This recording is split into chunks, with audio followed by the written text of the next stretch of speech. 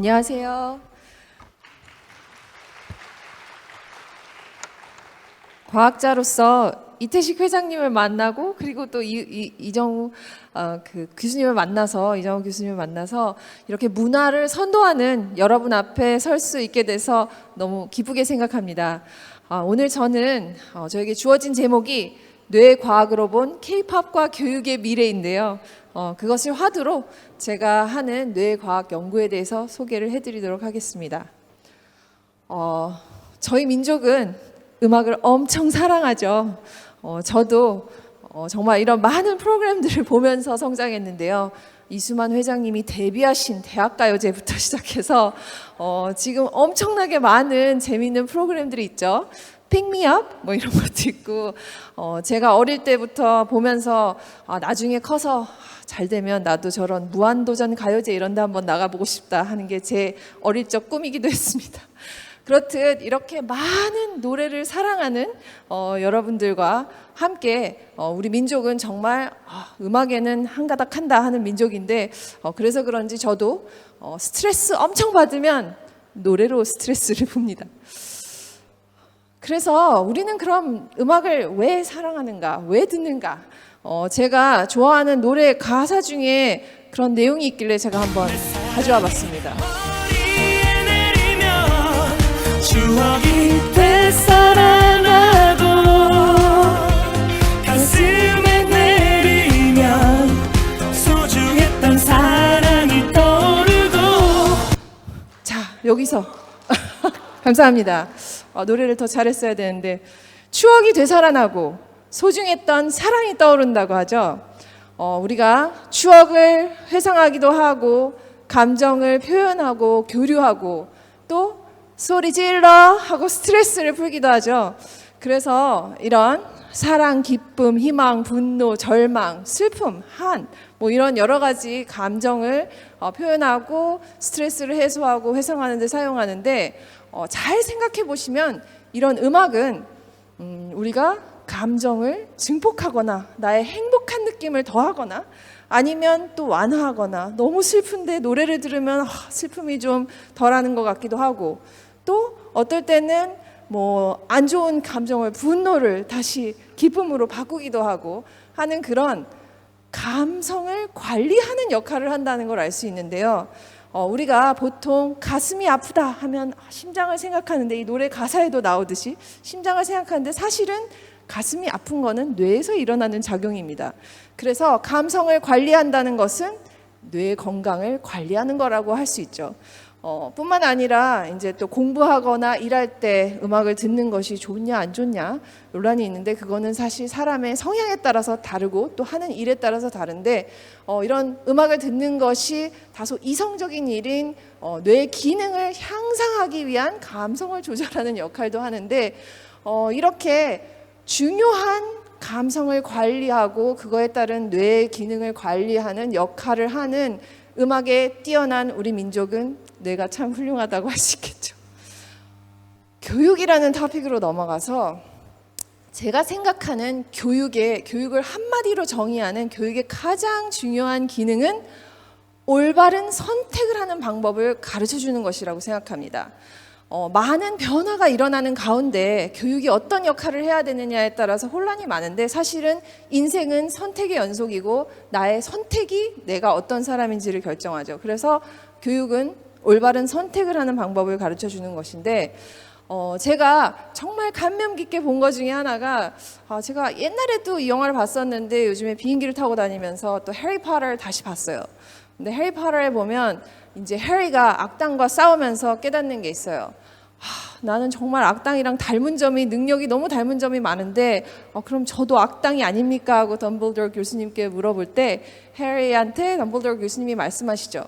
우리가 어떤 사람인지를 결정하는 것은 우리의 능력이 아니고 우리의 선택이라고 말씀하시는데 그 선택이라는 것이 얼마나 중요한지에 대해서 많은 역경도 겪고 이제 인생을 살아가면서 교육도 하고 하는 데서 이게 정말 명언이구나라는 것을 깨달았는데요. 감성과 이성을 우리는 보통 경쟁적인 관계로 생각해요. 아, 감성을 앞세우지 말고 이성에 충실해야 된다라고 이야기를 하기도 하는데 사실은 감성과 이성은 우리가 선택을 하는데 둘 다 굉장히 중요한 역할을 합니다.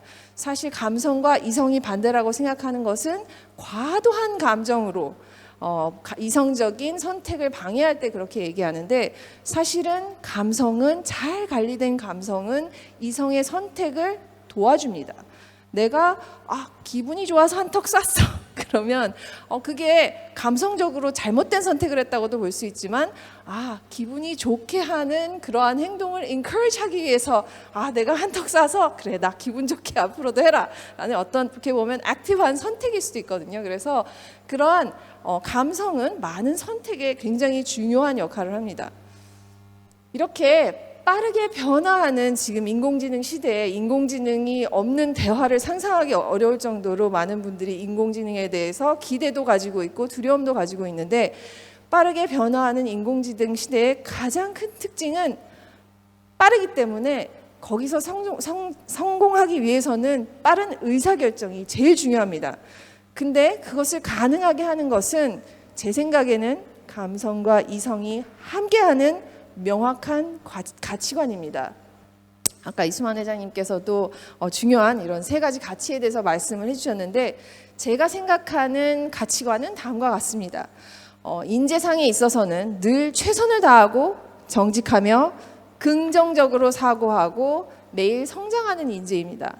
그래서 그러한 것들을 이루기 위한 가치관으로는 늘 다른 사람에게 이로운 일을 내 선택에 내가 하는 일에 여러 가지 선택의 영역에서 사람에게 이로운 일을 선택하고 또 세상에는 공부 이외에는 혼자 할 수 있는 게 아무것도 없습니다. 그렇기 때문에 다른 사람이 도와주는 건 당연한 게 아니에요. 그래서 도와주는 사람에게 늘 감사하고 또 지금같이 빠른 시대에는 더욱더 많은 새로운 도전이 나에게 오게 되는데 용기를 가지고 어떠한 도전에도 응전할 준비가 되어 있어야 된다고 생각합니다. 그리고 비판과 장애물이 사실 많은 크리에이티브한 일을 하는 데 있어서는 많이 우리에게 다가오게 되는데 그 비판과 장애물을 완전히 무시하면 절대로 안 됩니다. 하지만 또 비판과 장애물에 의해서 좌절하게 되면 성취하기가 어렵기 때문에 비판과 장애물에 귀 기울여서 피드백을 바탕으로 결정을 하는 것이 굉장히 중요하다고 생각하고 또 겸손한 건 정말 중요합니다.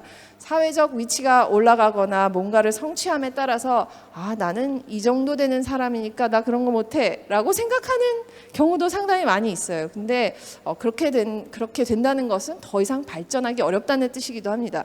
그래서 겸손하고 내가 하기에 미천한 일은 없다는 것을 늘 상기하면서 또한 저는 장기적인 목표에 집중하는 게 굉장히 중요하다고 생각하고 여기에서 또 제일 중요한 7번째는 여러 가지 어려움과 고통을 겪다 보면 마음이 단단해질 수 있는데 그렇게 그런 것들로 인해서 마음을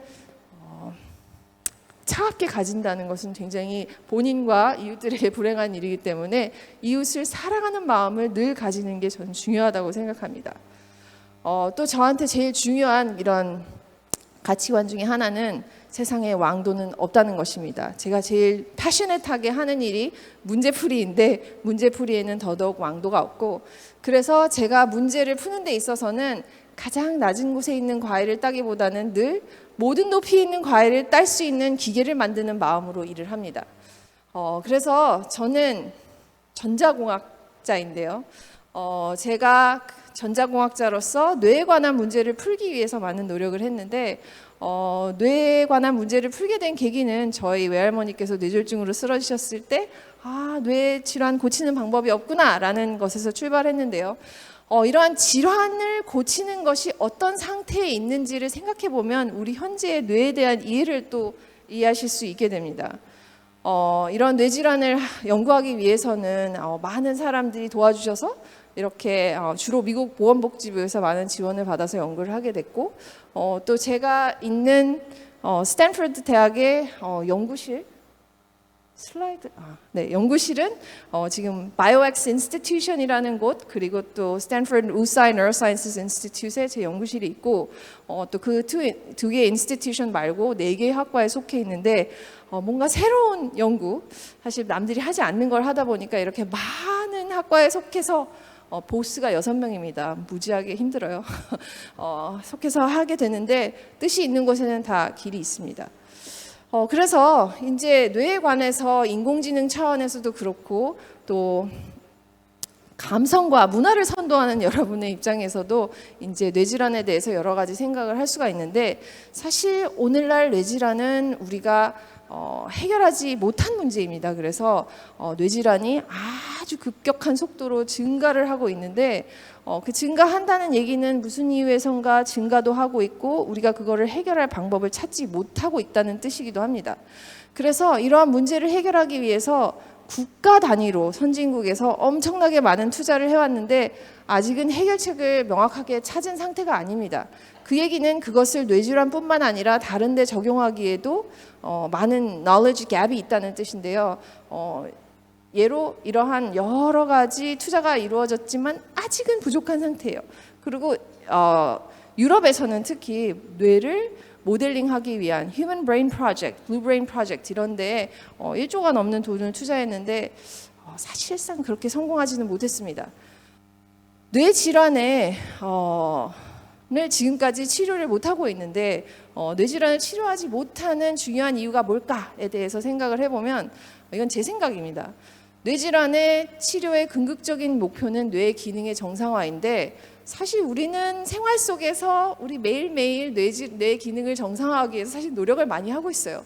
우울할 때 음악을 듣기도 하고 또 기쁜 마음이 들 때 그걸 더 엔핸스 하기도 하고 사실 음악을 듣고 컬처럴 행위를 하는 데는 뇌의 건강을 지키는 것도 굉장히 중요한 목표이기도 한데요. 컨셔스하게 그렇게 생각하면서 하고 있지는 않지만 그러한 목표이긴 한데 실제로 이제 뇌를 치료하는 의학의 측면에서는 뇌 안에 있는 단백질을 없애기 위한 약을 만들기도 하고 뇌에 전극을 꽂아서 자극을 주기도 하고 또 디지털 테라피라고 해서 이러한 디지털 미디어와의 인터랙션을 통해서 하기도 하는데 사실은 그게 어떻게 보면 우리가 지금까지 해왔던 많은 문화 행위를 약으로 만들어 보고자 하는 노력인데요. 사실은 그거에 대한 결론이 아직 잘 나지 못한 중요한 이유가 뇌의 기능을 측정하는 방법이 없습니다. 지금까지는. 그래서 여러분들이 치매가 의심돼서 병원에 가시면 의사 선생님이 뇌 기능이 이렇게 해서 이만큼 됐습니다 라고 해줄 것 같은데 그런 방법이 있지 않기 때문에 진단하는 방법이 설문지를 작성하는 겁니다. 설문지를 작성해서 기능을 파악해야 되면 못 고치는 건 당연한 일인데요. 그래서 제가 한 15년 전쯤에 뇌 연구를 시작할 때 결정한 것이 뇌에 관한 모든 것을 하려면 근본적으로 문제를 해결하기 위해서는 뇌를 모델링할 수 있는 방법이 있어야 되겠다. 뇌가 어떻게 해서 내가 목소리를 내고 팔을 올리고 어떻게 해서 이러한 많은 것들을 하는지를 뇌 디지털 트윈을 통해서 만드는 것이 모든 것의 출발점이 되어야겠다는 생각으로 그런 연구를 하게 되는데요.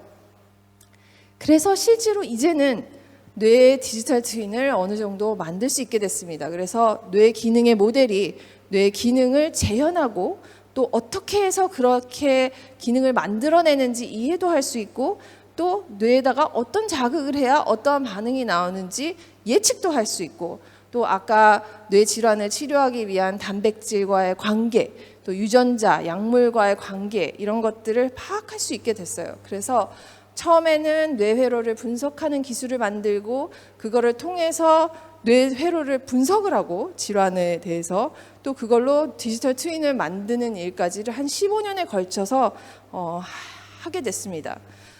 그래서 참 답답하죠. 한 15년 동안 똑같은 문제를 풀었는데 그래서 한 기초기술 연구를 15년 정도 진행했고 그거를 가지고 실제로 환자를 도울 수 있는 실생활에 적용할 수 있는 기술을 만들기 위해서 한 10년 정도 노력을 했습니다.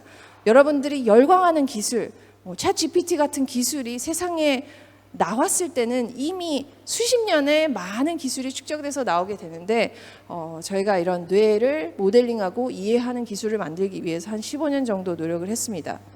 그래서 그걸 바탕으로 엘비스라는 회사를 제가 창업을 했는데 Live Visualization of Brain Circuit, 뇌 회로를 생생하게 시각화한다는 뜻을 가지고 있습니다.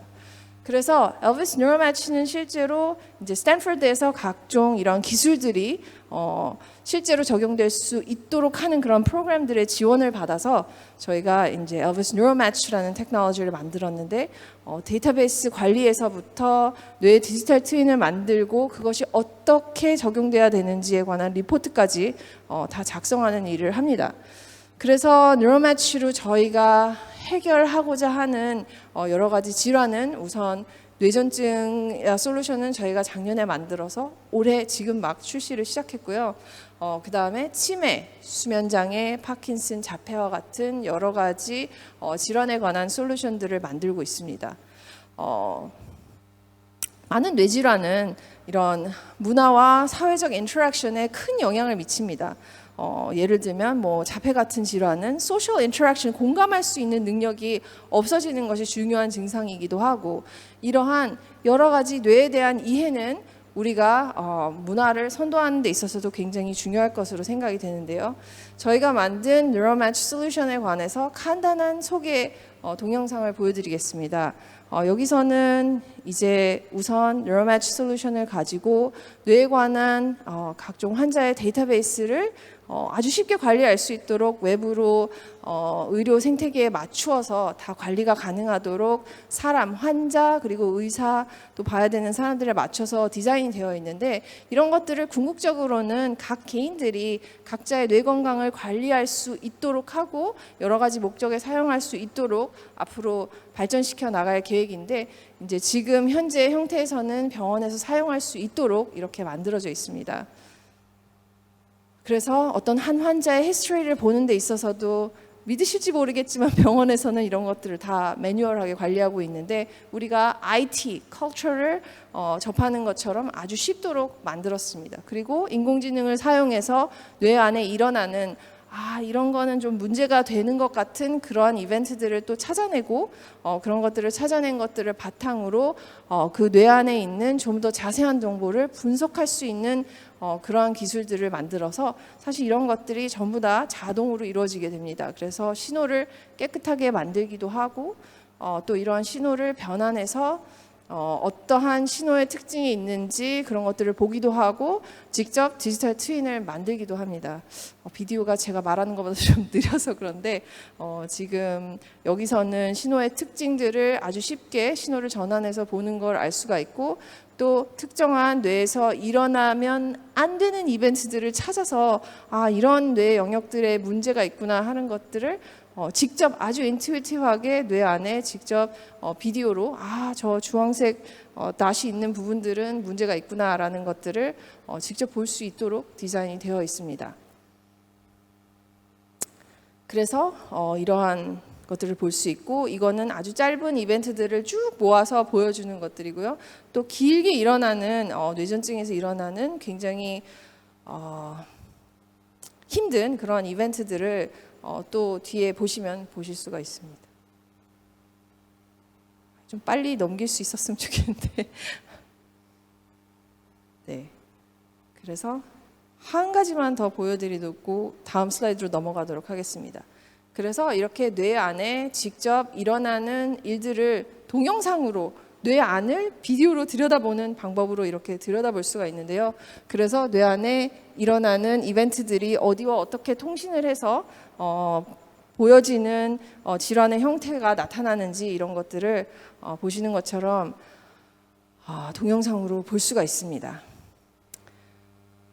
제가 여러 가지 뇌질환에 대해서 말씀을 드렸는데 뇌질환은 각각 또 다 다른 질환이 아닙니다. 그런 질환들이 서로 깊은 연관관계를 가지고 있기 때문에 예를 들자면 뇌전증과 치매, 자폐는 다 관계가 있어요. 그래서 뇌전증 환자는 치매가 있을 확률이 높고 치매 환자는 뇌전증이 있을 확률이 높고 또 뇌전증 환자는 자폐가 있을 수 있고 자폐 환자는 치매가 있을 수 있고 그렇기 때문에 지금은 이런 것들이 확인이 어렵기 때문에 그것에 대한 대응을 하기도 어려운데 뇌파를 이제 쉽게 검진을 해서 그걸 통해 어떻게 치료하는지를 만들어 나갈 수가 있는데 그 과정에서 사실은 음악과 같은 그런 우리가 트래디셔널하게 사용하는 우리의 뇌 건강 관리 기법들을 그 뇌의 건강을 관리하는데 직접 사용할 수 있는 이해를 할 수 있게 되면 목표를 설정할 수 있게 되면 할 수 있는 일이 많아지는데 그런 걸 할 수 있게 될 것으로 생각을 하고 저희는 팔로알토에 본사가 있고 서울과 대구 사무소가 있는데 경북대학교에 있습니다. 그래서 많은 환자를 빠르게 적은 비용으로 진단하고 치료하고 또 치료 효과를 극대화하는 것을 목표로 하는데요.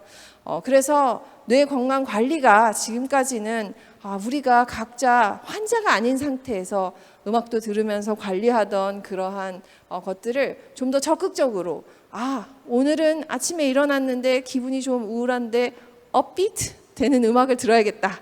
이렇게 액티브하게 관리할 수도 있는 그런 상태가 될 것 같고요. 그래서 저희가 많은 교육 프로그램들도 이제 운영을 하기 시작했습니다. 그래서 이러한 새로운 기술을 통해서 어떻게 우리가 뇌 건강을 관리할 수 있는지 교육하는 프로그램들을 시작했는데 우리나라에서는 곧 서울에 있는 4개 병과 대구에 있는 6개 종합병원에서 뉴로매치를 만나실 수 있습니다. 그리고 2024년 6월에는 대구에 뉴로매치 센터를 오픈을 했고요. 이제 여기에 치매 예가 들어져 있지만 정확한 뇌에 관한 이해가 가능한 시점에서는 건강검진을 통해서 뇌가 좀 우울하다 하면 음악을 좀 더 업비트하게 듣고 이러한 방법을 사용할 수도 있고 또 정밀 검진을 통해서 어떻게 치료해야지 방향도 잡을 수 있는 시대를 열어갈 수 있을 것으로 생각이 되는데 뿐만 아니라 이는 인공지능에 대해서도 새로운 시대를 열 가능성이 높아졌다는 것을 의미합니다. 우리가 인공지능에 대해서 굉장히 열광하고 있지만 저는 엔지니어 입장에서는 사실 좀 챗GPT 별론데 이렇게 저는 생각하고 있습니다. 그 이유 중에 하나가 사실은 우리 인간이 하는 거에 비해서는 상당히 미천한 일을 엄청난 에너지를 사용해서 합니다. 그래서 컴퓨팅 에너지가 이제 데이터베이스만 사용해도 고갈될 정도의 많은 에너지를 사용을 합니다. 그래서 그냥 단순 챗GPT로 서치를 하면 그냥 구글 서치를 하는 것보다 에너지가 10배 이상 드는 등 많은 에너지를 사용해서 상당히 생각보다 단순한 일을 하고 있는데요. 그 얘기는 어떻게 보면 그 에너지 소스를 그 거대 AI가 사용을 함으로써 사실 인간과 AI를 에너지 사용의 경쟁 관계에 놓고 있다고도 볼 수 있어요. 그래서 어떻게 보면 매트릭스 비슷한 게 연상이 되죠. 그렇지만 뇌는 우리가 밥 3끼 먹고도 엄청나게 많은 일을 해내는 것이 굉장히 에너지 효율이 높기 때문입니다. 근데 그 에너지 효율이 높은 컴퓨팅 방식은 지금 현재 우리가 쓰는 폰 노이먼 컴퓨터하고는 완전히 다른 방식으로 하기 때문에 그래요. 그래서 저희가 컴퓨터를 사용해서 뇌질환을 치료하는데 이해하기 위해서 뇌의 알고리즘을 이해하려고 노력했지만 그것이 거꾸로 에너지 효율이 높은 인공지능 컴퓨터 설계를 가능하게 할 것으로 보이는데 이게 문제를 근본적으로 푸는 거의 장점이라고 생각합니다. 그래서 사실 AI가 진정으로 인간을 서빙하는 기술이 되기 위해서는 에너지 효율이 높은 AI가 있어야 되는데 제가 어릴 적 상상하던 나 참 이런 세상에 살고 싶다는 jetson 만화에서 로봇가 와서 다 해주고 이런 미래가 있는데 이런 미래는 절대로 지금과 같은 큰 에너지를 사용하는 AI로는 달성되기가 어렵습니다. 그래서 이런 에너지 효율이 높은 AI를 또 인간 지능에 대한 이해를 통해서 만들 수 있을 것으로 생각하는데요. 저는 가장 근본적으로 문제를 해결할 수 있는 방법을 선택하고 어려운 결정의 순간에는 제 가치관에 맞는 결정을 했는데 음악으로 표현하고 꽃 피워나가는 여러분의 감성이 올바른 가치관과 하나가 되어서 더 밝은 미래를 만들어 나갈 선택을 하게 될 것을 확신합니다.